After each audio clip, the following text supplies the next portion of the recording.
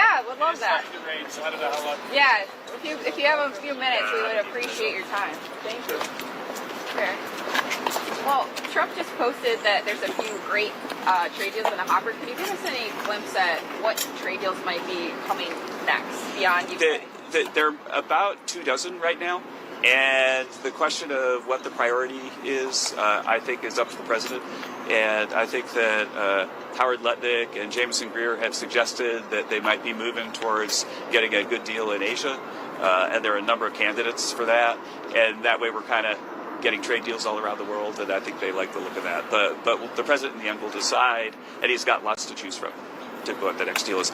But again, the interesting thing is that they're kind of bespoke deals, and so they really are going into the things that are the big concerns for the individual countries, and so each deal is quite a bit different. And so, yeah, that's why they're coming one at a time.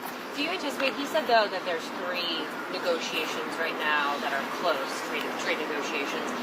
Do you anticipate it'll be some of the countries in the Indo-Pacific region, like you and others have been kind of outlining, India, South Korea, Japan? That would be my expectation for the next one, yeah. But, yeah, there are so many deals that are close, and some are easier than others. I think the deal with India was especially complex, but it looks like it's getting close to the finish line. Is the war at all, or sorry, not the war, is the conflict, the escalating conflict between India and Pakistan at all affecting any of those talks or the timing on that? It's not something I've discussed. I had a question about you. I know you were just talking on CNBC about the tax bill. The president posted this morning that he would be okay with raising taxes on the rich. Is that something that is being seriously considered in this bill? I know that one of the key problems right now is the president has a lot of very expensive priorities, some of which he laid out, tax on tips and tax on overtime, and how to pay for it. So I'm curious. The president is not a strong advocate of that, but he is a strong advocate of many things like no tax on tips, no tax on overtime, and nice treatment for auto loans. And he has cited his priorities, and he understands that in the end, the final bill will include some priorities of members of the House and the Senate. That's how the democratic process works, and that's really what this conversation is about.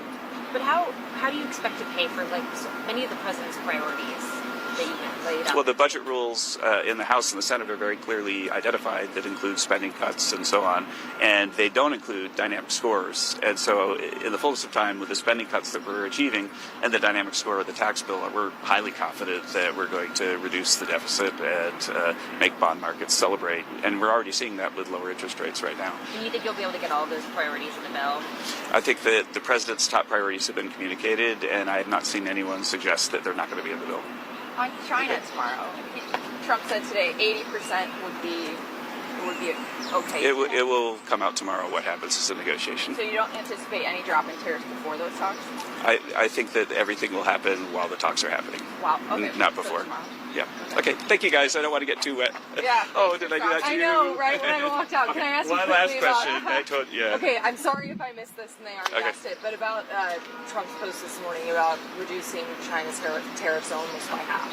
Going 145%. Scott Bessent and Jameson Greer are going into the negotiations with an open mind, working closely with their colleagues, and there won't be news about what happens to tariffs or other things until after the talks are finished. Do you think that he's going far enough with this 80%, or do you think he should lower it even more? All that will be worked out during the negotiations in Geneva. So. Okay. Thanks. Thank you so much, Kevin.